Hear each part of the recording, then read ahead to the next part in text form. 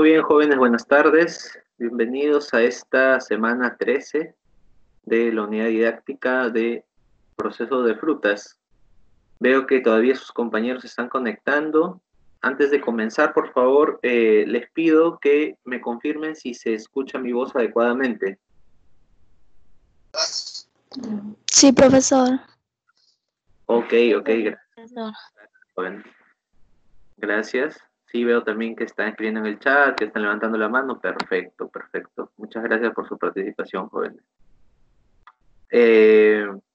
Confírmeme también, por favor, si es que se están visualizando las diapositivas. Sí, profesor, se está viendo. Perfecto. Gracias.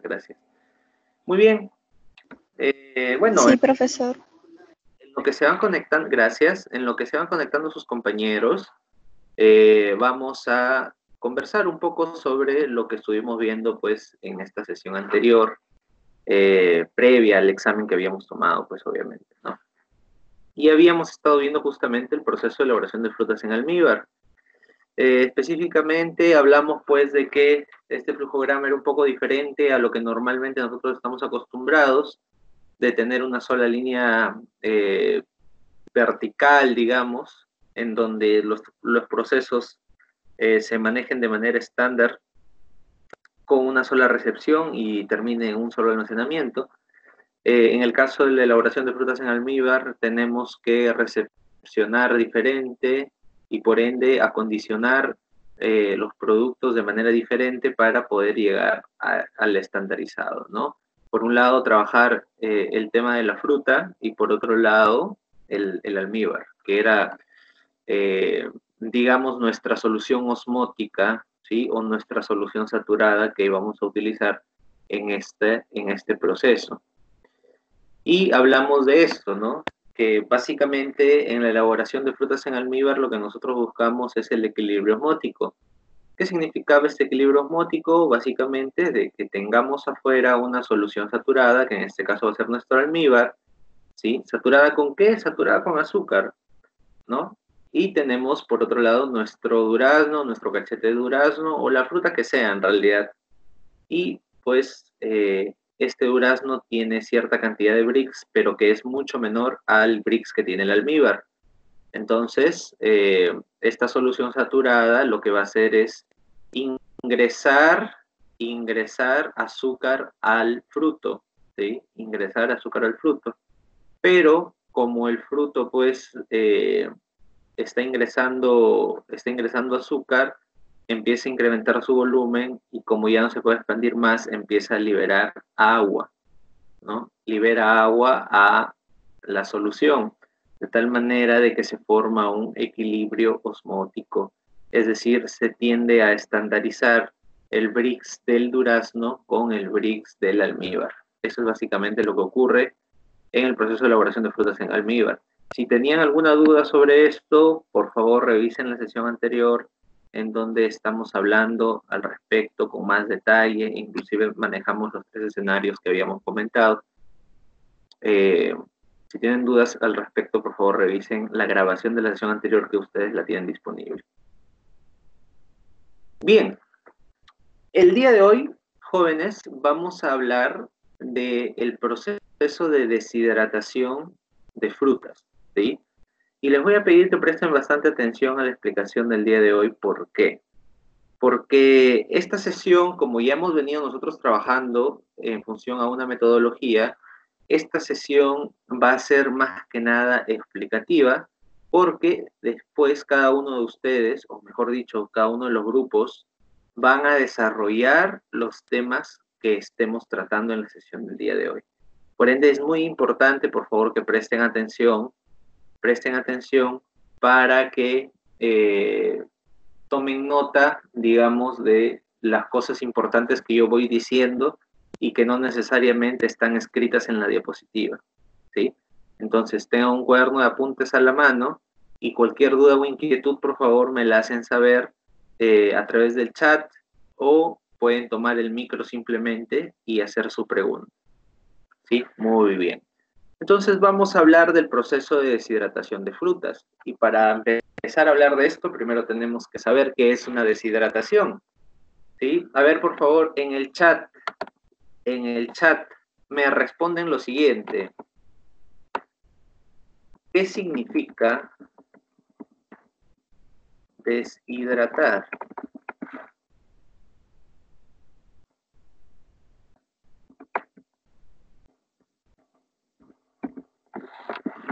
¿Qué significa deshidratar? A ver, por favor, con sus propias palabras, los que tengan una idea de lo que significa deshidratar, por favor, coloquen en el chat su opinión. Si desean tomar el micro también para poder intervenir, lo pueden hacer, ¿ya? Lo pueden hacer. La pregunta es la siguiente. ¿Qué significa deshidratar? ¿A qué les suena?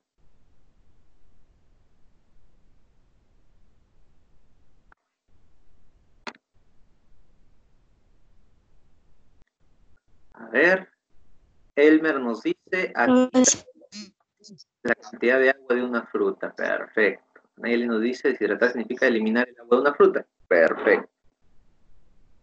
Perfecto, perfecto. Entonces, exacto. Es justamente eso, ¿no? Deshidratar no es otra cosa que retirar agua, ¿sí? Retirar agua de una fruta, en este caso, ¿sí? Ahora, tener en cuenta lo siguiente. Muchas veces esa agua que se retira no necesariamente se elimina, ¿sí? Ya en algún momento seguramente hablaremos de lo que son subproductos en el proceso, es decir, no productos principales, sino productos secundarios o derivados. Por ejemplo, en la fresa, ¿sí? Ustedes saben que la fresa se tiende a deshidratar muy rápido. El producto del líquido que queda, o sea, el agua que retiramos, no es específicamente agua cristalina, sino es una especie de zumo de una manera de fresa. Este líquido, producto de la deshidratación de la fresa, se utiliza muchas veces para preparar algunos jarabes o para preparar algunas jaleas también, ¿sí? De tal manera, por ejemplo, para decorar las tortas, etcétera, ¿no? Porque contiene básicamente sabor a fresa y el color pues se le puede añadir, ¿no? Con algún insumo adicional, pero obtenemos un subproducto, ¿no? Digamos que el producto principal va a ser lo que procesemos con la fresa y este líquido nos va a servir para elaborar otro tipo de subproductos. Entonces, eso es un ejemplo nada más, ese es un ejemplo. Pero sí, básicamente es retirar agua. Deshidratar es retirar agua. No necesariamente eliminarla, ¿sí? Sino que puede ser usada en otro proceso también. Sin embargo, jóvenes, la deshidratación en las frutas la vamos a tocar desde el punto de vista de lo que nosotros podemos propiciar que suceda en la fruta, ¿sí? Porque existen formas de deshidratar las frutas o existen formas en las que se deshidratan las frutas de manera no controlada, ¿sí? De manera natural, entre comillas, ¿no? Por determinadas condiciones o por determinados microorganismos o por el simple hecho de que la fruta cumple su vida útil y se va deshidratando. Entonces, nosotros no vamos a hablar de eso, ¿sí? Lo que ocurre esporádicamente. Nosotros vamos a hablar del proceso de deshidratación de frutas como algo controlado, como algo que nosotros vamos a usar para obtener un producto específico, ¿sí? De eso vamos a hablar. Entonces quiero que por favor quede muy claro esto, porque como vamos a tocar algunos métodos de deshidratación, por ahí alguien me va a decir, no, profesor, pero mis frutas también se secan cuando las dejo al sol. Sí, pero eso no vamos a tratar el día de hoy. Repito, vamos a hablar de procesos controlados, ¿sí? Procesos de fábrica, procesos que ustedes van a poder ver en una planta de producción de alimentos, ¿ya? Profesor, pero mi fruta yo veo que se va secando conforme pasa el tiempo. Sí, pero eso es algo esporádico, eso es algo natural. Nosotros vamos a hablar netamente de los procesos controlados, ¿sí? De los procesos controlados. Muy bien. ¿Qué es lo que debemos esperar para el balance en la deshidratación? En primer lugar, tenemos una entrada, que es la fruta, ¿sí? Que va a pasar por un proceso de deshidratación, y dentro de ese proceso de deshidratación nosotros vamos a identificar agentes deshidratadores, que pueden ser soluciones, pueden ser agentes físicos, ¿no? Como aire, por ejemplo, etcétera, que van a permitir que de esta fruta, es decir, de esta fruta, nosotros obtengamos fruta deshidratada más agua que logramos retirar o que logramos reutilizar en otro proceso. ¿Sí? Repito, aquí estamos hablando de que de una fruta lo que vamos a obtener es fruta deshidratada más agua. ¿Sí? El proceso de deshidratación va a consistir en eso. Profesor, pero hay un caso especial con el tema de la deshidratación cuando trabajamos con soluciones con azúcar. Hay un caso especial. ¿Por qué? Porque también en ese caso sumaría como entrada el azúcar que ingresa a la fruta. ¿Sí? Pero en condiciones normales, de manera estándar, nosotros podemos ver el proceso de deshidratación de la manera en que se los estoy mostrando. Las entradas es la fruta y las salidas son la fruta deshidratada más agua. Y dentro del proceso, pues, vamos a poder encontrar agentes deshidratadores. Bien, dicho esto, ahorita no vamos a hablar de números ni de balances. Dicho esto, hablemos en primer lugar de la deshidratación osmótica. Jóvenes, este gráfico no se les hace muy parecido al que ya les expliqué hace un momento y al que vimos la sesión anterior. Justamente lo que ocurre cuando nosotros trabajamos frutas en almíbar es una deshidratación osmótica, ¿sí? Ingresa azúcar y sale agua. Cuando retiras agua, estás deshidratando. Sin embargo, nosotros lo hemos trabajado el proceso de frutas en almíbar por separado. ¿Por qué? Para poder comprender de una manera mucho más sencilla lo que está ocurriendo ya en esta sesión, hablando de la deshidratación como un proceso amplio, ¿no? Y puede ocasionarse a través de varios métodos o de varios agentes deshidratadores. En este caso, nuestro agente deshidratador es el almíbar o la solución saturada, como quieran llamarlo, ¿sí? Y nuestro agente deshidratado, o más bien nuestra fruta, podría ser, por ejemplo, una uva, ¿sí? Podría ser un aguaimanto, podría ser durazno también, si gustan. Lo que ustedes quieran. De tal manera que va ocurriendo el proceso que nosotros hemos visto en el almíbar, va ocurriendo aquí, en la deshidratación osmótica.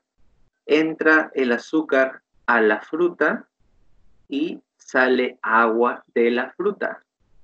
¿Sí? Entonces, vamos a ver unos ejemplos, ¿qué les parece? Para saber específicamente cuál es el proceso, digamos, más representativo de la deshidratación osmótica. Y ustedes, por favor, en el chat, ni bien vean la imagen, quiero que me digan si conocen o no conocen a este producto. ¿Sí? Repito, cambio la diapositiva y ustedes en el chat me escriben si conocen o no conocen a este producto. ¿Sí o no, nada más? ¿Ya? A ver. 。 . 。 . 。 . 。 . 。 . 。 . 。 . 。 . 。 . 。 . 。 . 。 . 。 . 。 . 。 . 。 . 。 . 。 。 . 。 。 . 。 。 . 。 。 . 。 。 . 。 . 。 . 。 . 。 . 。 A ver.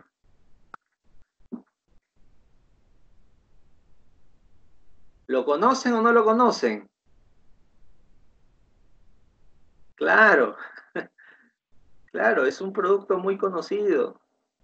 ¿Cómo se llama? Fruta confitada. ¿Sí? ¿Qué es la fruta confitada, profesor? ¿Pero qué? ¿En realidad son frutas? Yo pensé que era otra cosa. No, jóvenes, sí son frutas. Y también a veces son tubérculos, sino que nosotros los vemos como un producto terminado, pero en realidad, miren el flujograma que está a la derecha, normalmente los cubitos que nosotros vemos son trozos de papaya verde, ¿sí? Trozos de papaya verde. Profesor, pero a mí me han dicho que también se hace de la sandía. Claro, de la cáscara. No, cáscara no es el albedo de la cáscara de la sandía. La parte blanquita, ¿sí?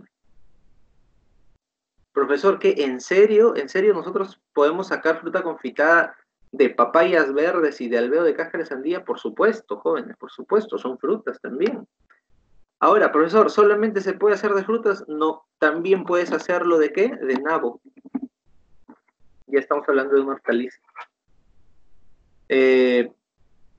Jóvenes, lo más representativo es hacerlo con papaya. Es lo más conocido. Las papayas verdes, ¿sí? ¿Qué se hace con esto? Se corta en cubitos la papaya, los trocitos de papaya, y se va sumergiendo en soluciones saturadas de azúcar, ¿no? Por ejemplo, aquí hay algunas soluciones que están utilizando. Por ejemplo, utilizan miel de abeja o miel crema, que será algún insumo que utilizan en otro país de repente. Jarabe de sacarosa, que eso sí usamos aquí, y la miel de caña. Sobre todo estos dos, ¿no? La famosa melaza y el jarabe sacarosa son lo que más usamos para elaborar la fruta confitada. Y lo vamos sumergiendo de a pocos en soluciones saturadas, cada vez más concentradas, de tal manera de que el azúcar va ingresando poco a poco a la fruta confitada, en este caso los trozos de papaya verde, y va saliendo de esta papaya verde agua hacia las soluciones osmóticas. Ahora, ¿qué es lo que ocurre? Profesor, pero ¿y el color? Bueno, le pones un colorante, ¿no? Es un colorante, nada más que se le pone a la solución osmótica, pero en realidad la idea es esa, ¿no? La idea es esa. ¿Por qué estas frutas confitadas son tan, digamos, tan resistentes? Si ustedes se van a ver a un proveedor de insumos de fruta confitada, en realidad la fruta confitada no es un producto que se malogre tan rápido. Durante su proceso es súper complejo, tiende a fermentarse, tiende a malograrse. Pero cuando ya está el producto terminado, ese producto no se malogra así nomás. ¿Por qué? Por las altas concentraciones de azúcares. Profesor, pero si tiene alta concentración de azúcar, ¿por qué los microorganismos no lo degradan? Ahora yo te voy a poner un ejemplo, ¿sí? Imagina que no has comido una semana, ¿sí? Y viene un familiar tuyo y te trae un cuarto de pollo a la brasa, ¿sí? Entonces, ¿qué es lo que vas a hacer? Proceder y devorarte ese cuarto de pollo a la brasa, ¿cierto? Muy bien. Una vez que tú estás lleno, viene otro familiar y como sabía que también no habías comido una semana, te trae otro cuarto de pollo a la brasa. Entonces tú lo comes ya no con las mismas ganas y puede que lo acabes, asumiendo pues que ha sido mucho tu hambre, ¿no? Pero imagina que llegan otros 10 familiares y hacen el mismo procedimiento. Pregunta, ¿podrás comerte todo? No. ¿Y qué pasa si intentas comerte todo? Te mueres, ¿no?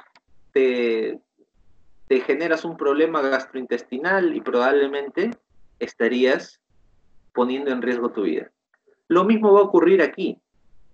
Una cosa es que la levadura normal, que es la que fermenta a las soluciones azucaradas, pueda trabajar a ciertas cantidades de azúcar, y otra cosa es que tú le metas una concentración de azúcar de 68 Brix, por ejemplo, 65 Brix, 80 Brix, ¿no? En esas concentraciones, esas levaduras no pueden hacer nada, porque se asfixian solas, ¿sí? No pueden consumir tanta concentración de azúcar porque solitas se matan, ¿sí? Es lo mismo que está ocurriendo.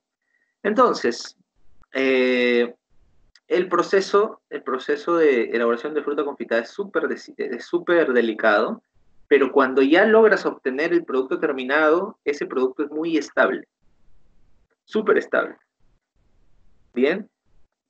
Y aparte de eso, otra de las razones por las cuales no se malogra tan fácil es porque ya no tiene casi agua, pues, ¿no? La actividad de agua está en el suelo. Entonces los microorganismos no pueden hacer nada prácticamente con ese producto. Durante su proceso sí es difícil, pero ya cuando el producto está terminado, perfecto, es un producto que tú lo puedes manipular, y lo puedes tener disponible durante un periodo prolongado de tiempo, ¿no?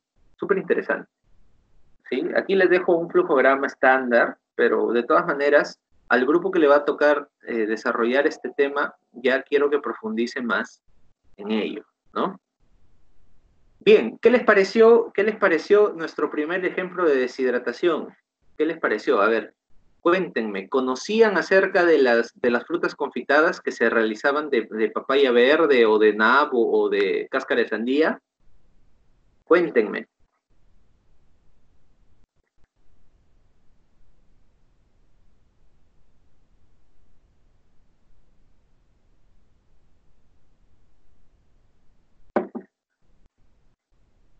A ver, cuéntenme. ¿Ya conocían sobre cómo elaborar este producto? ¿O alguna vez habían hecho el intento de repente en su colegio, en sus talleres productivos, de elaborarlo?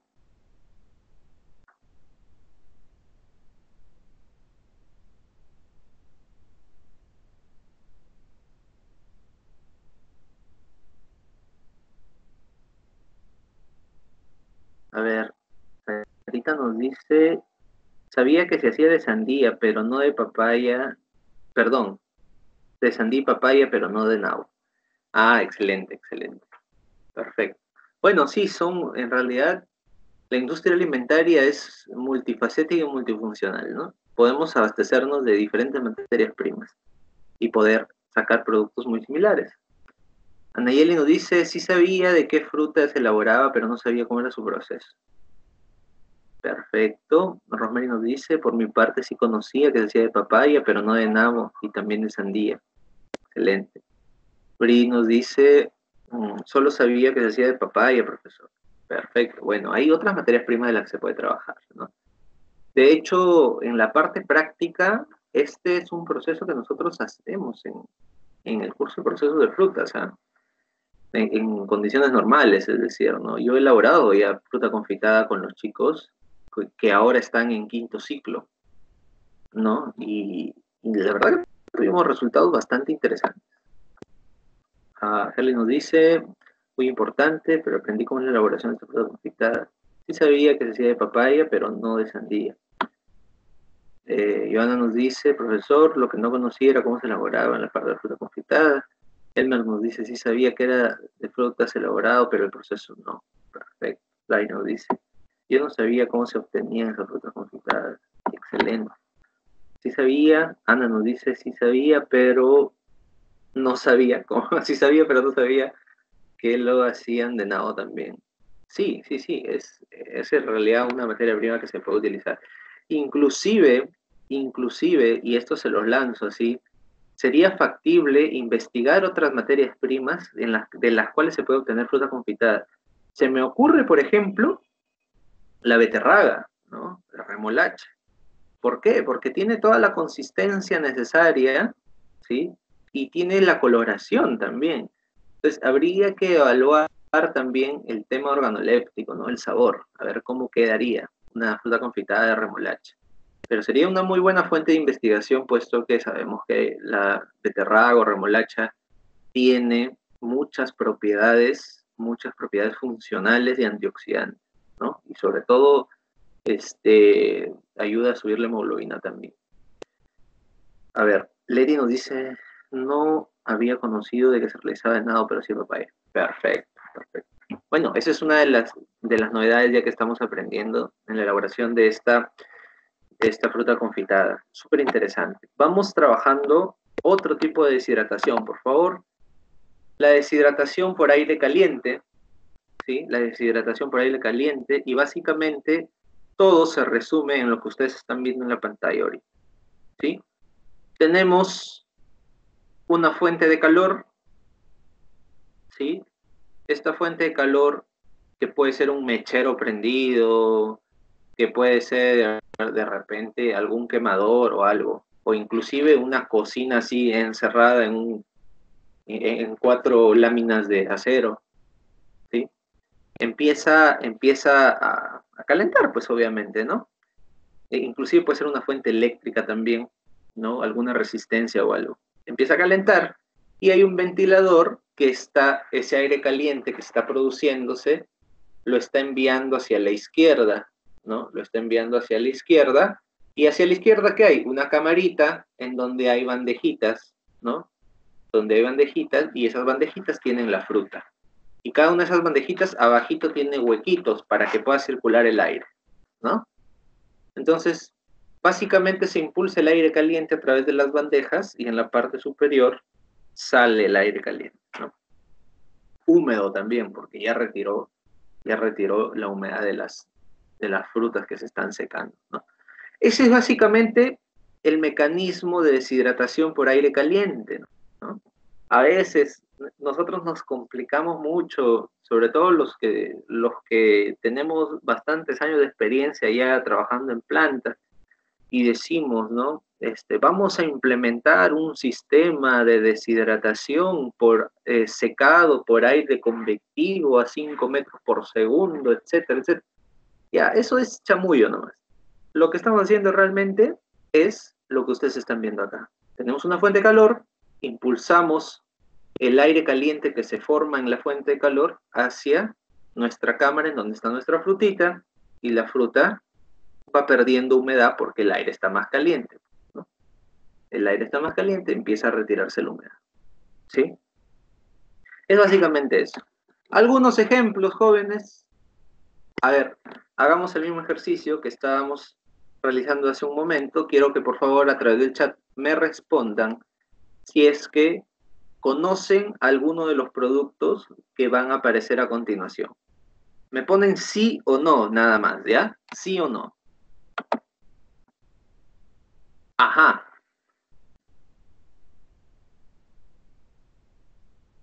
A ver. Ya tenemos algunas respuestas. Sí, cierto. Son productos que nosotros conocemos bastante, sobre todo el primero, ¿no? Que son las famosas y muy conocidas y afamadas frutas secas, ¿no? O frutos secos.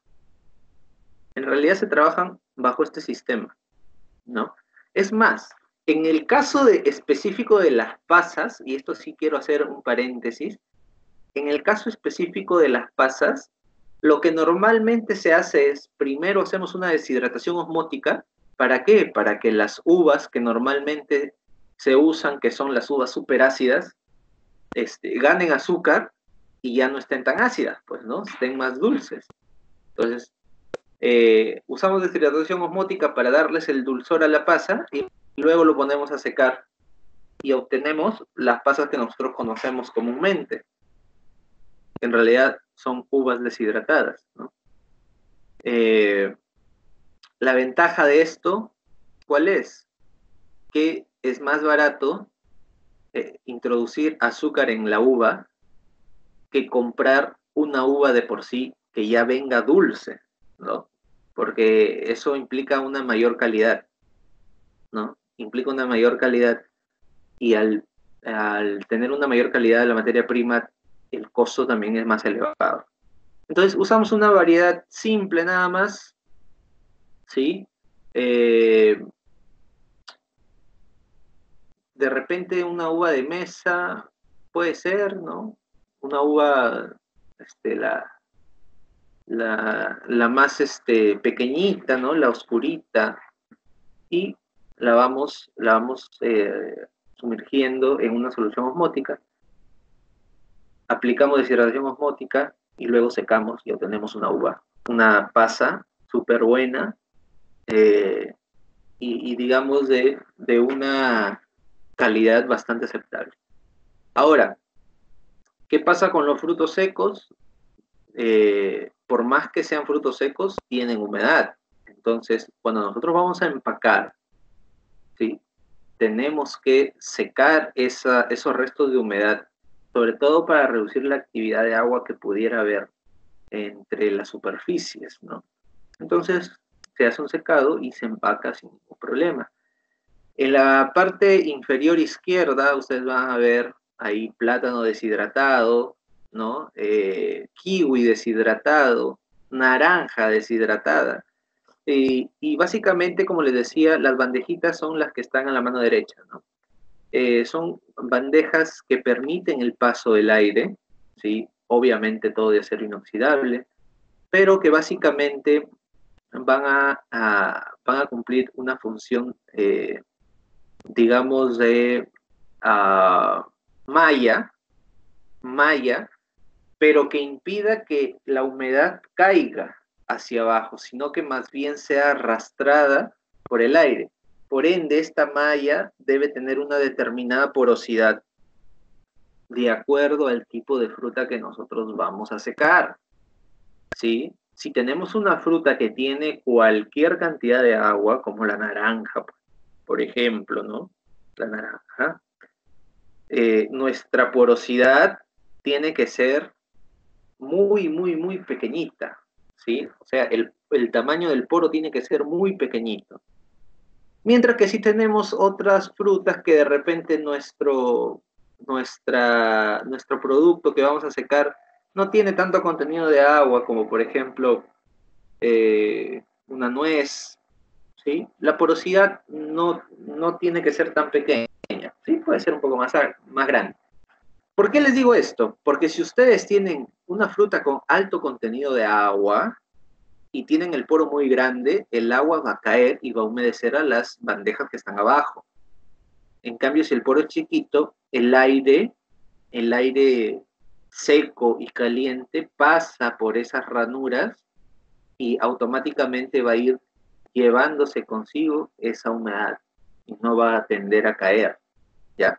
Eso es muy importante en el momento de secar, por favor. ¿Qué es también importante en el momento de secar?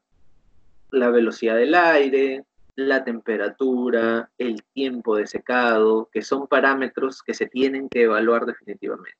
Entonces, al grupo que le toque, por favor, va a tener que incidir en todos esos parámetros. Más o menos un flujograma, y digo más o menos porque no es que este flujograma esté tan bien elaborado, porque no empieza con recepción para empezar, ¿no? Empieza con preparación de la fruta, pero aquí en este caso, según la bibliografía que consulté, preparación de la fruta le llaman a varias operaciones previas, ¿no? A la recepción, al pesado, al saneo, a la selección y clasificación, y de frente ya se pasan al trozado, ¿no? Entonces, preparación de la fruta le están poniendo a todo eso anterior. Pero ya el grupo que le toque, como les dije, tendrá que hacer específico el flujograma, ¿no? Y pues pasa el trozado, hay una inmersión en jarabe en el caso, por ejemplo, de las pasas que les estaba conversando. En el caso de otras frutas como la naranja o el kiwi, por ejemplo, no se hace inmersión en jarabe, simplemente se seca, ¿sí? La extracción y enjuague, obviamente a los que se ha sumergido en jarabe. Y luego pasamos al secado, y el secado puede ser por varias formas, ¿no? El secado en microondas o también en horno, el de aire caliente que tiene que ver con una mezcla de los dos, un secado al vacío que tiene que ver mucho con la liofilización, que ya lo vamos a comentar más adelante. Luego se hace un control de calidad, específicamente se determina el porcentaje de humedad y se empaca, ¿no? Se empaca y se almacena. Entonces es más o menos un flujograma que se sigue en el secado por aire caliente, ¿sí? Bien, bien, bien. Ahora sí, por favor, antes de pasar a la siguiente forma de deshidratación, coméntenme si conocían que los frutos secos y sobre todo las uvas se trabajaban de esa manera, ¿sí? Primero con una inmersión en jarabe y luego con un secado. ¿Conocían ustedes o habían escuchado de la preparación de las pasas? A ver, quiero leer sus comentarios, por favor.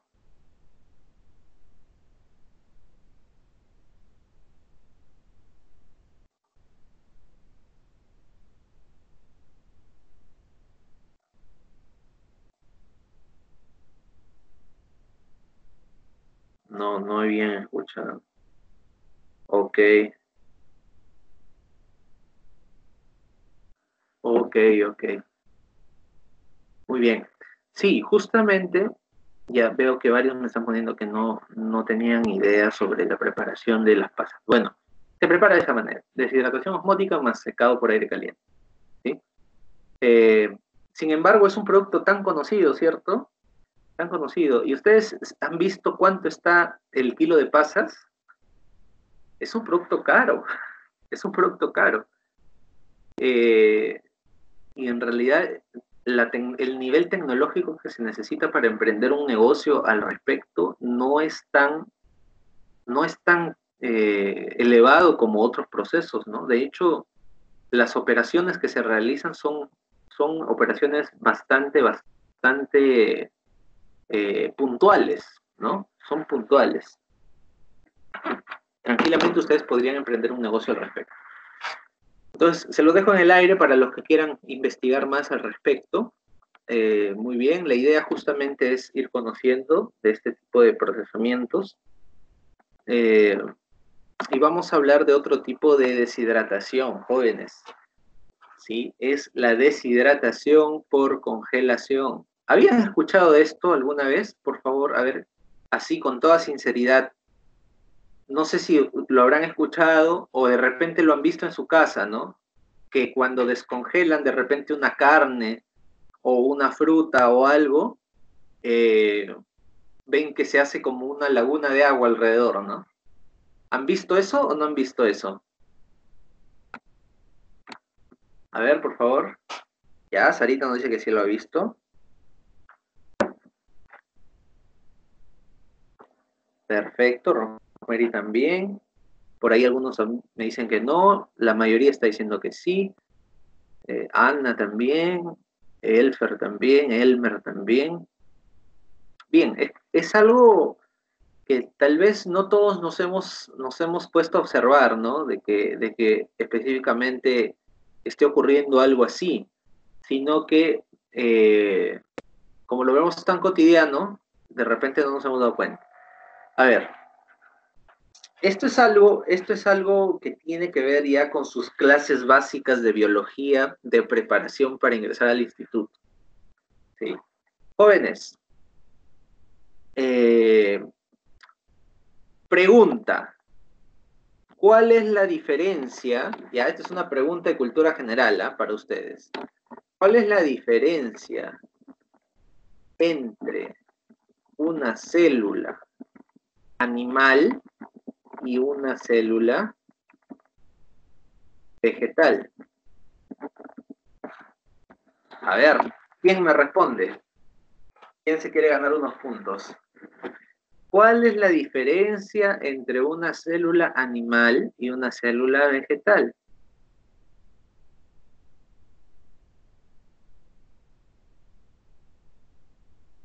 A ver, a ver.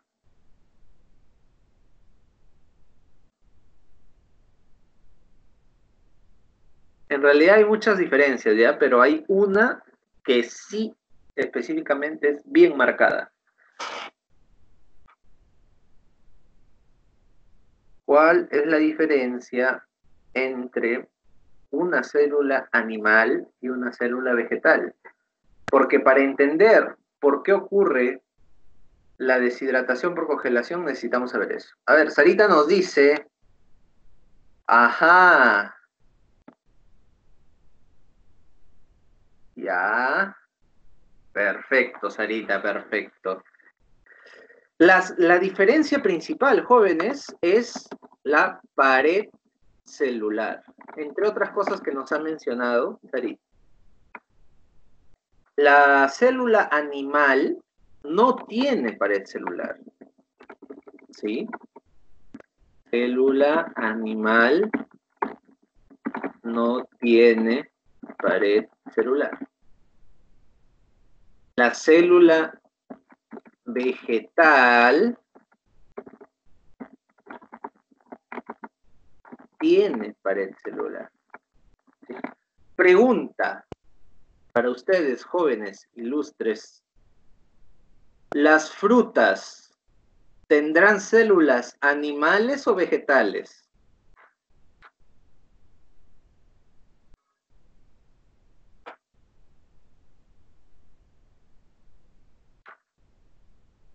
A ver, la pregunta del millón. ¿Las frutas tendrán células animales o vegetales?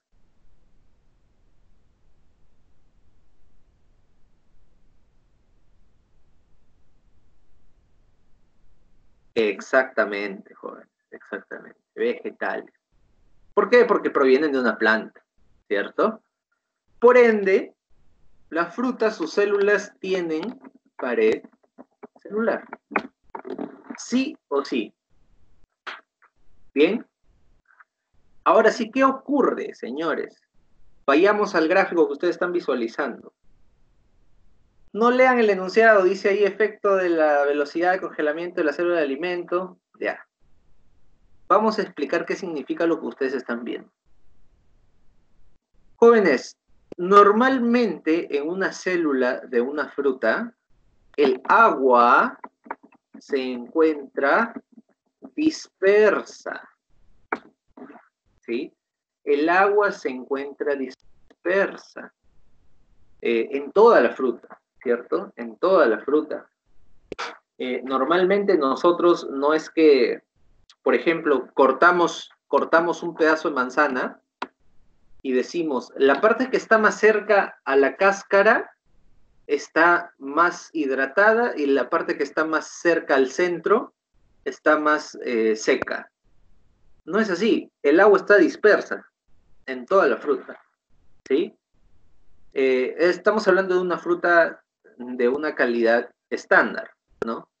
Igual, en la naranja, lo que tú esperas cuando cortas una naranja es que el agua esté dispersa en toda la naranja, no que en 2 gajos esté todo el agua y el resto esté seco. Eso no esperas. ¿Sí? El agua está dispersa, está difuminada en toda la fruta. Pero ¿qué sucede a nivel celular? A nivel celular, nosotros vamos a encontrar igual que el agua está repartida y dispersa, tanto dentro de la célula como en los espacios intercelulares, ¿sí? Tanto dentro de la célula como en los espacios intercelulares. Ahí va a estar dispersa el agua. Pero ¿qué ocurre, jóvenes? ¿O qué ocurre cuando nosotros ponemos a congelar este alimento? ¿Sí? El agua empieza a congelarse, ¿sí? El agua empieza a congelarse. Pero va a suceder un fenómeno que se le conoce como el fenómeno de la gota de lluvia. ¿Cómo es así? ¿Cómo es este fenómeno? ¿Ustedes se han percatado de repente alguna vez cuando están en un automóvil y empieza a llover? ¿Qué pasa con las gotas que caen sobre el automóvil, sobre el parabrisas, por ejemplo? Cuando está lloviendo suave, todas las gotas están dispersas, pero cuando empieza a llover más fuerte, las gotas empiezan a caer y empiezan a agruparse y a caer como lágrimas, ¿sí? Se agrupan y caen como lágrimas. Se agrupan y caen como lágrimas. ¿Han visto eso, sí o no? Díganme si han visto eso, jóvenes. ¿Han tenido la oportunidad de visualizar ese evento? Sí, perfecto, sí lo han visto. Perfecto. Entonces, lo mismo, jóvenes, va a ocurrir cuando nosotros congelamos. Cuando nosotros congelamos, el agua va a buscar agruparse, ¿sí? Para formar el hielo, ¿sí? El agua va a buscar agruparse para formar el hielo. No para formar una lágrima, sino para formar un cubito de hielo. Pero, ¿qué sucede? Si nosotros congelamos muy rápido, vamos a evitar que esa agua se agrupe y forme cubos grandes de hielo. Y más bien lo que va a formar son cubitos chiquititos, ¿sí? Cubitos chiquititos, como se ve en la imagen de la derecha, en donde los cubitos van a poder mantenerse dentro y fuera de la célula, ¿sí? Eso es si congelamos súper rápido, a temperaturas muy bajas, es decir, un cambio brusco. Pero ¿qué pasa si nosotros lo ponemos en nuestro frigider y lo dejamos ahí que se congele de un día para otro? Le damos tiempo de que el agua se agrupe. Entonces, cuando el agua se agrupa, forma cubos grandes de hielo. Y adivina qué, el hielo tiene puntas. ¿O no tiene puntas el hielo? Cuando se forma, el hielo tiene puntas. Y estas puntas rompen la pared celular. Al romperse la pared celular, está bien, en un principio el alimento queda congelado, tú lo ves bien, pero cuando lo descongelas se te hace una sopa. ¿Por qué? Porque ya se rompió la pared celular, que era lo que sostenía a la célula del alimento vegetal. Entonces empieza a deshidratarse, empieza a salir agua por ahí con otros nutrientes, pues obviamente. ¿Se entendió, jóvenes, qué es lo que ocurre y cuál es la diferencia entre congelar rápido y congelar lento? ¿Sí? ¿Se entendió? Por favor, me comentan.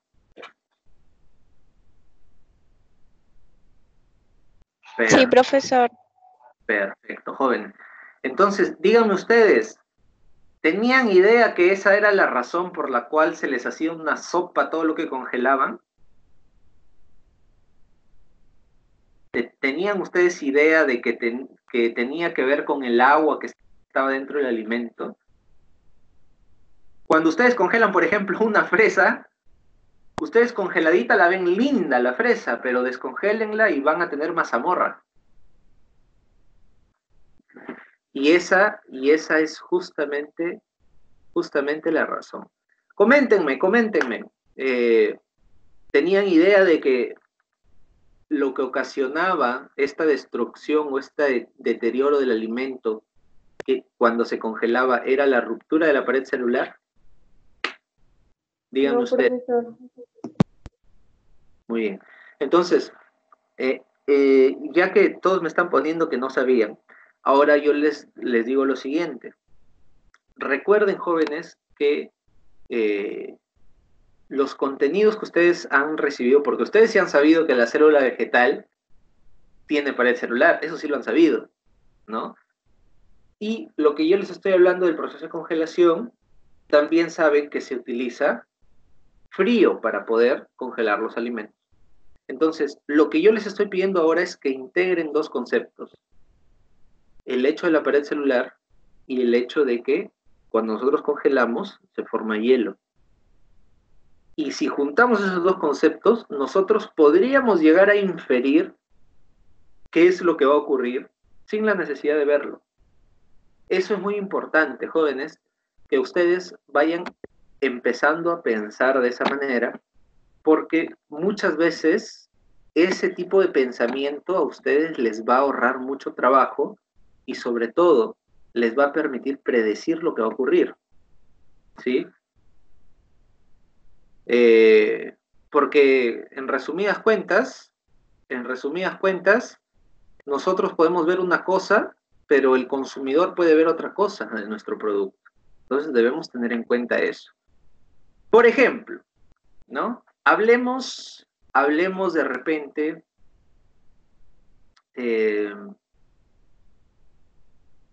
hablemos de el proceso de congelación desde el punto de vista de unos cubitos de hielo, cubitos de de fruta, por ejemplo. Tenemos varios cubitos de fruta que hemos congelado por separado. Ya están bien congeladitos por separado. Los metemos todos a una bolsa y los dejamos en congelación. ¿Ya? Los dejamos en congelación ahí, todo tranquilo, la temperatura es estable, ¿no? Está a una temperatura de menos 20 grados Celsius, está perfecto, se mantienen los cubitos, todo lo demás. Y de un momento a otro se va la luz por 5 horas. Se va la luz por 5 horas. En la madrugada. Y tú te vas al día siguiente a ver a tu producto y lo sigues viendo congeladito. Pregunta, ¿habrá ocurrido algún problema en ese producto a causa de esas 5 horas que se descongeló? ¿Quién me dice? Quiero que utilicen su lógica. ¿Sí? Quiero que utilicen su lógica.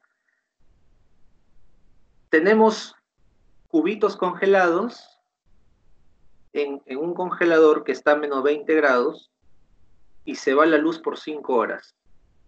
Después de las 5 horas vuelve la luz. Y cuando tú te vas a revisar, como lo ves que está durito, dices, ah, está bien el producto. Pregunta, ¿estará necesariamente bien el producto o puede haber pasado algo? Y si ha pasado algo, ¿qué podría haber pasado?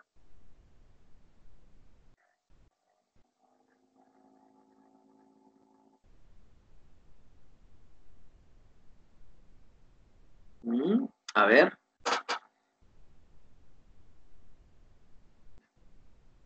Primero respóndanme, por favor, si creen que el producto se mantendría bien o se habría alterado.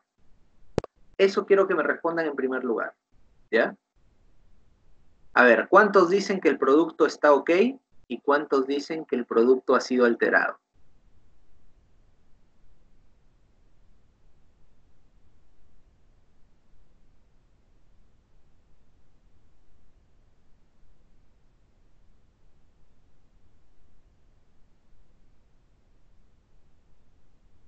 A ver, leo sus respuestas. Denle enter nada más.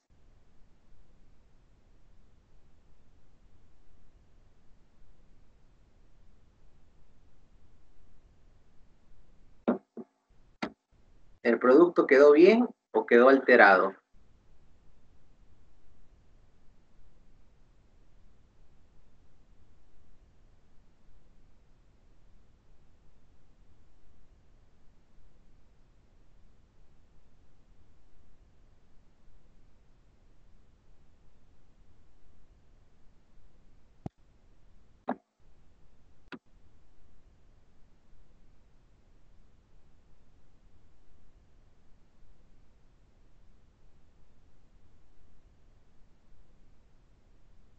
A ver, jóvenes, leo sus respuestas.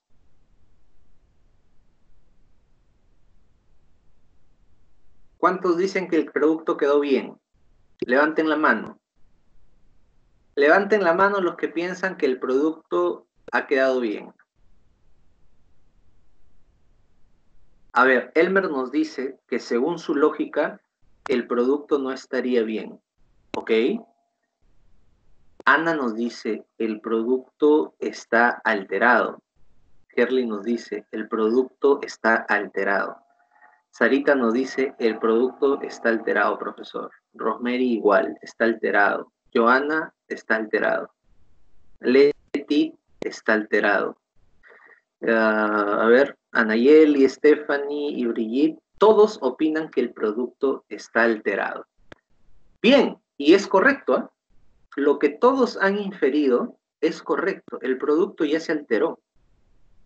Sin embargo, muchos cometemos el error, ¿sí? Cuando vamos a controlar calidad en una empresa grande, por ejemplo, de dejarnos llevar por la simple inspección, lo que nosotros podemos ver a simple vista, ¿no? Y no muestreamos. Ese es un gran problema, porque la simple inspección te puede decir muchas cosas. Como les decía, ustedes pueden abrir el frigider o abrir la cámara de congelación y lo ven el producto lo tocan con su dedo y dicen, ah, está duro, el producto está bien. ¿Sí? Y eso no es correcto, porque se ha perdido la cadena de frío. Ahora, todos me han dicho que el producto estaría alterado. Ahora yo les pregunto, ¿qué creen que le ha pasado al producto? ¿Ya? ¿Qué creen que le ha pasado al producto?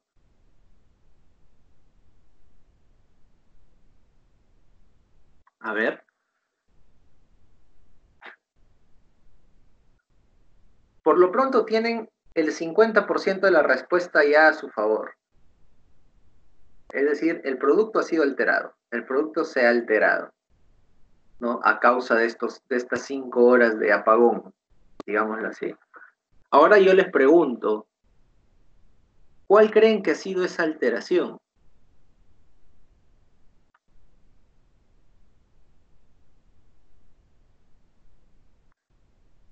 ¿Mm?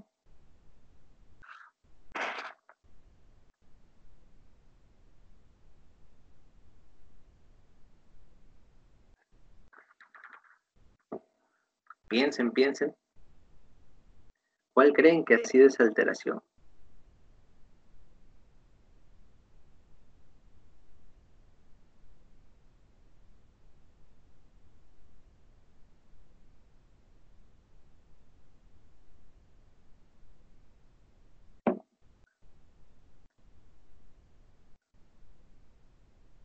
Ya, Sarita nos dice, perdió nutrientes.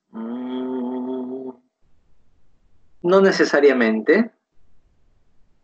Ya, no ¿Pueden ser necesariamente. los microorganismos? Las bacterias. Uy, no te escuché Las bien. bacterias. Pueden ser las bacterias que... Pueden ser las bacterias, los microorganismos. Ya, ustedes dicen que se contaminó, pero recuerda que el producto estaba envasado. O sea, no ha entrado bacterias, está todo cerrado. Ya. A ver, Stephanie nos dice que está descongelado y se expone posiblemente a una descomposición. Y eso tiene que ver mucho con lo que ha dicho Maricielo, no necesariamente, por eso le decía, por eso les decía que cuando ustedes lo van a inspeccionar, el producto nuevamente ya está durito, o sea, ya está congelado, la temperatura te marca -20 de nuevo. Lady nos dice, yo creo que podría ser la pérdida de la pared celular. Ya, esa es la causa, pero no la consecuencia. ¿Sí? Esa es la causa, pero no la consecuencia. ¿Qué podría haber pasado? A ver, sigan intentando. Es importante que lleguemos todos a la respuesta. Profesor, Sí, te escucho, Sergio. profesor, ¿puede perder también su aroma o su contextura o su color también, profesor? Es una alteración. No, no. Recuerden que es un producto sellado. Recuerden que el desfase de temperatura ha sido de 5 horas nada más y que en todo ese tiempo la temperatura igual ha estado bajo cero, porque en 5 horas no se va a calentar tanto como para llegar a temperatura ambiente. ¿Sí? Tengan en cuenta eso. A ver, Ana nos dice, el producto se descongeló y obtendría microorganismos. Les repito, está en un empaque cerrado el producto. ¿Sí? Está en un empaque cerrado. O sea, hay una barrera física ahí que impide que microorganismos del exterior ingresen. Si ustedes me hablan de microorganismos, esos microorganismos han tenido que estar en el interior del producto en el momento que se congeló. Pero eso ya sería un defecto de producción. Yo estoy hablándoles ya de un producto terminado. A ver, sigamos pensando. Sigamos pensando. ¿Qué pudo haber ocurrido? Profesor, Escucho, Elmer. si les digo a través de que al momento de que se fue la luz comenzó a derretirse el hielo y formó agua y al momento que regresó la luz esa agua quedó congelada toda junta y rompió las células de la fruta. Ya, por ahí está la respuesta, Elmer. Por ahí está la respuesta. Tiene mucho que ver con lo que tú has dicho. ¿Qué ocurre? ocurre que, como dice Elmer, empieza a derretirse el producto. No necesariamente a formar agua, porque recuerden que estamos hablando de temperaturas bajo cero, pero empieza de alguna manera a derretirse el producto, al menos la parte superficial. Y como está todo junto, se pega y se aglomera y todo se hace una sola masa, ¿sí? Cuando se vuelve a congelar todo tú lo ves duro, pero cuando sacas el producto no vas a sacar un cubito, vas a sacar una champa de cubos, ¿no? Esa es la respuesta. Esa es la respuesta. Entonces, el producto sigue teniendo su composición nutricional, porque en ningún momento yo les he dicho, lo hemos calentado pues a más de 60 grados para que pierda su composición nutricional. El producto no se ha contaminado porque recuerden que está envasado ya. ¿Cómo se va a contaminar si hay una barrera física que impide que ingrese un microorganismo? ¿Sí? Las pérdidas de color y todo ello tiene que ver con degradación, y aquí no estamos evidenciando ningún tipo de degradación del producto. Primero porque las enzimas están inactivas y segundo porque no hay microorganismos. Entonces, lo que está ocurriendo nada más es una aglomeración. No es un problema de inocuidad alimentaria, es un problema de calidad, ¿sí? Es un problema de calidad.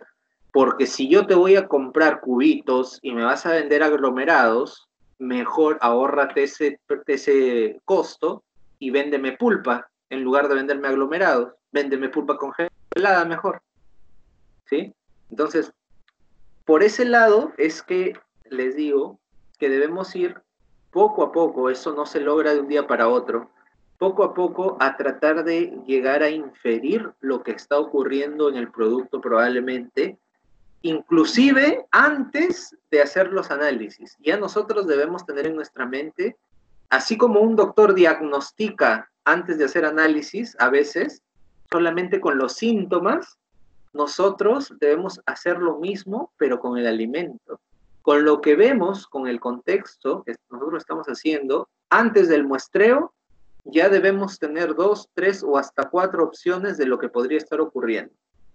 Entonces, eso es muy importante.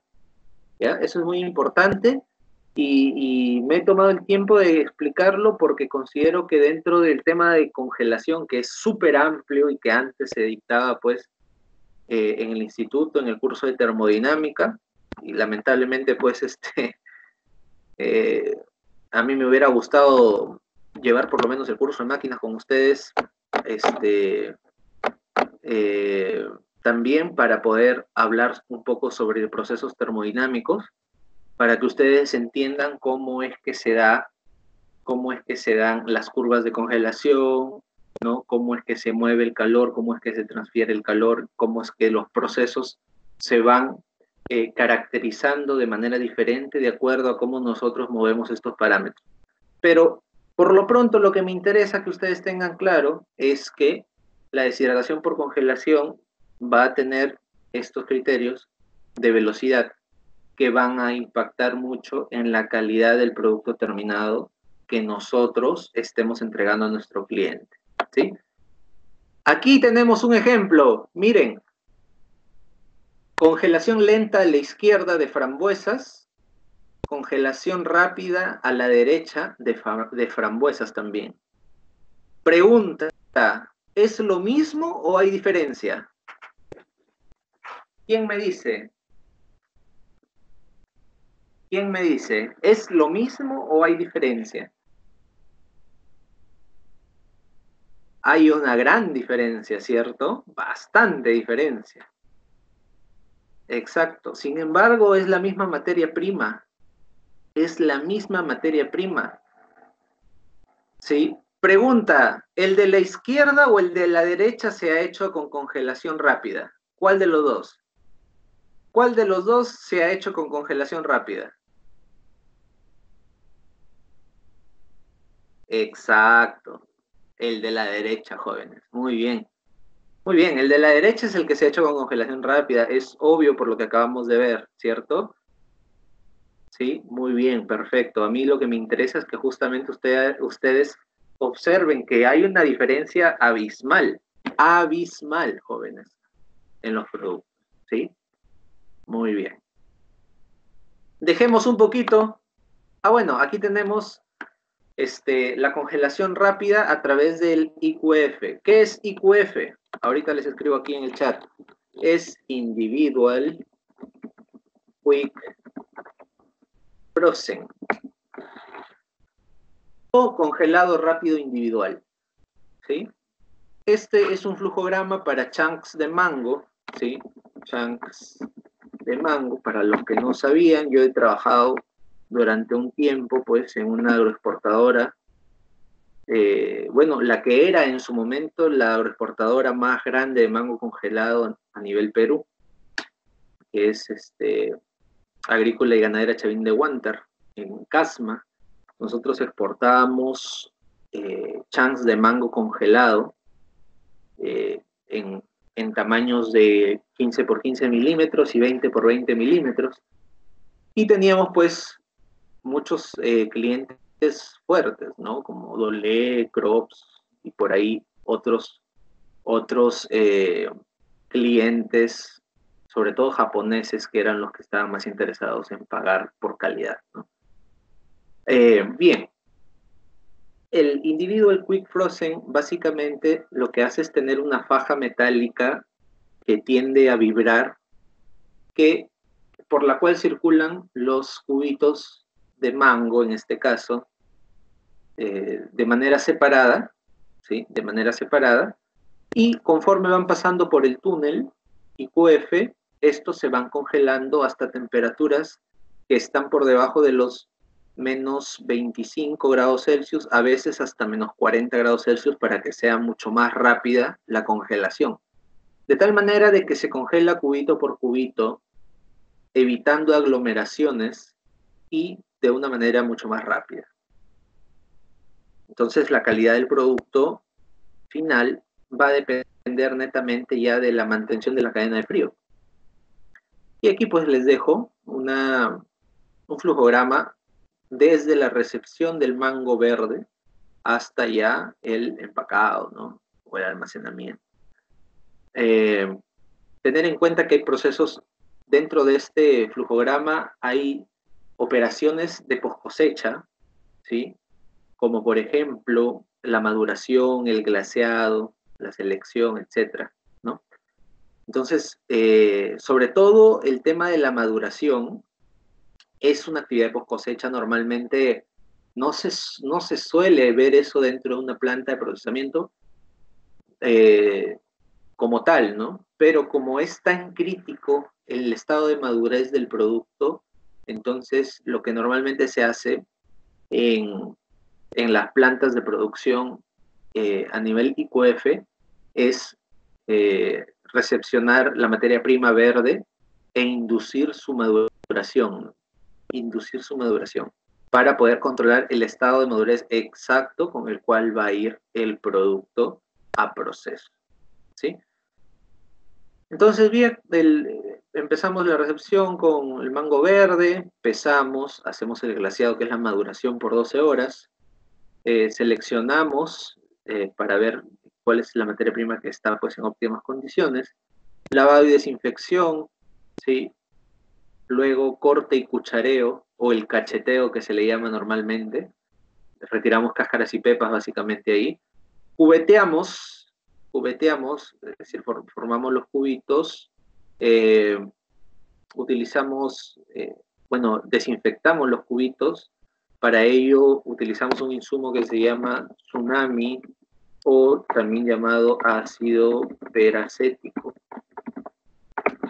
que es como el ácido acético o comúnmente llamado vinagre, pero específicamente para este tipo de procesos, porque te da un pH estándar para poder trabajar productos congelados y no tiene, pues, ciertas deficiencias de pureza que sí tiene el ácido acético convencional, como el vinagre, ¿no? No interfiere con el sabor tampoco. Entonces utilizamos ácido peracético para poder desinfectar. Y ya pues, hacemos enmayado. ¿Qué es el enmayado? Básicamente en unas mallas de plástico, ¿sí? Separamos los mangos a un solo nivel, ¿sí? Para que haya como una camita de trozos de mango y puedan ir a los túneles de manera ordenada, ¿no? De manera ordenada. Y ya posteriormente se congela y se empaca, ¿sí? Ese es básicamente el proceso de congelación rápida de frutas y QF. Para los que les toque ver este tema, van a tener que profundizar un poquito más, ¿sí? Hay muchísima información al respecto y si tienen alguna duda también me pueden consultar. Vamos avanzando. Hay otro proceso que también está ligado a la congelación, pero que es un poco más, por decirlo así, eficiente desde el punto de vista de la calidad del producto terminado. Y es la deshidratación por liofilización. ¿Qué es la liofilización? Es un proceso en el cual se extrae el agua del alimento, pero no como agua, sino como sublimado o como, entre comillas, vapor de agua. Y esto es un poco controversial porque decimos vapor de agua, pero en realidad trabajamos a temperaturas sumamente bajas, ¿sí? El procedimiento es el siguiente, jóvenes. En primer lugar, debemos congelar nuestro producto hasta menos 50 grados Celsius, lo que vamos a liofilizar.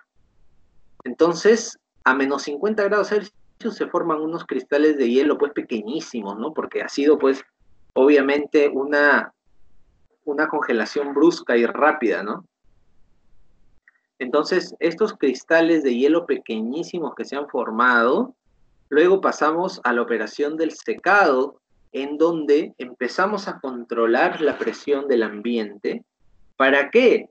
Para que por medio de una curva de presión-temperatura, que seguramente en algún momento lo veremos ya, por lo pronto me interesa que ustedes entiendan cómo es que funciona el proceso de deshidratación por liofilización. A través del ajuste de la presión y la temperatura, nosotros vamos a ir generando, ¿qué cosa? Que el agua que está presente en el alimento no salga como agua propiamente dicha, sino que salga como vapor, salga como sublimado, como un gas que nosotros podamos ver. De tal manera de que todo el agua del alimento empieza a salir de esa manera. Cuando ya vemos que gran parte, cuando nos queda entre el 5 y el 10% del agua del producto, obviamente vamos muestreando, aunque por lo general los equipos de liofilización son automatizados y tienen su data ya bien calibrada. Una vez que ya eliminamos casi todo el agua, pasamos a un secado en donde subimos la temperatura nuevamente y esta temperatura hace que el agua termine de salir como sublimado, pero inclusive hay una etapa de condensación en donde el agua también forma como una especie de charquito pequeñito, ¿no? Que corresponde al 1% del agua. Sin embargo, por las condiciones del equipo, el mismo equipo retira esta agua y queda el producto totalmente seco. Si ustedes observan la figura, lo que nosotros vemos abajo es plátano liofilizado. Y si ustedes se dan cuenta, la apariencia, jóvenes, la apariencia es como si fuera un plátano fresco, solo que no brilla ya por el agua, ¿no? Es como si fuera un plátano fresco. De hecho, yo he tenido la oportunidad de consumir productos de frutas liofilizados en la Expo Alimentaria del año pasado y son como chisitos. Así, esa es la textura, ¿sí? Ustedes prueban una fruta liofilizada y en su boca se hace exactamente igual que un chisito, ¿no? Con esa misma textura, es decir, todo crujiente y no tiene agua, pues, ¿no? No tiene agua. Estos productos funcionan mucho como snacks. Aquí tenemos alguna muestra ya de productos liofilizados. Miren, lo de la izquierda son frambuesas liofilizadas, ¿sí? Si ustedes se dan cuenta, de cierta manera mantienen la apariencia original, ¿no? De la fruta, con la diferencia pues que no brillan ya, ¿no? En el caso del centro tenemos trozos de piña liofilizada, ¿no? Trozos de piña liofilizada. Y en el caso de la derecha tenemos fresas liofilizadas, ¿sí? Ojo, estos productos están a temperatura ambiente, ¿ah? No están congelados, ¿sí? Están a temperatura ambiente, no están congelados. Y ¿cómo se comercializan? A través de empaques, ¿no? Como si fueran snacks, como si fueran, como comprarte una bolsa de papas Lay's. Bueno, te compras tu bolsa de fresas liofilizadas, ¿no? Y en lugar de estar comiendo golosinas que provienen, pues, de grasa, estás comiendo fruta, ¿no? Fruta sin agua que te va a nutrir bastante, ¿no? O inclusive también se utiliza este proceso de liofilización para poder obtener harinas de frutas, digamos, exóticas, ¿no? Que no son tan disponibles en el mercado, ¿no? Como el copoazú, por ejemplo, ¿no? Que es una fruta amazónica. Entonces, esto nos sirve mucho para poder crear insumos para la industria alimentaria. Muy bien, jóvenes. Antes de cerrar esta sesión, quisiera por favor que me comenten si quedó claro todo lo que acabamos de ver, ¿sí? Porque con esto estaríamos cerrando la sesión correspondiente a la deshidratación de alimentos. ¿Está claro, jóvenes?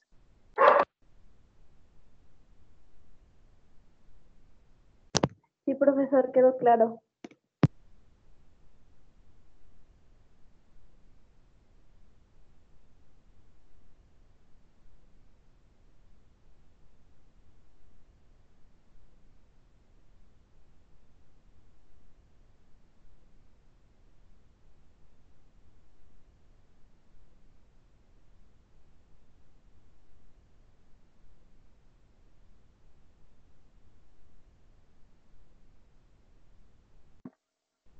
Muy bien, jóvenes, perfecto, perfecto. Bien, con esto estamos cerrando la sesión de deshidratación, la primera parte sobre todo, y pues nos encontraríamos, a ver, son 2:47, a las 3 de la tarde nos encontraríamos para ver la siguiente sesión, por favor, ¿sí? Muy bien, muchas gracias, jóvenes, gracias por su atención y su participación. Nos encontramos a las 3 de la tarde.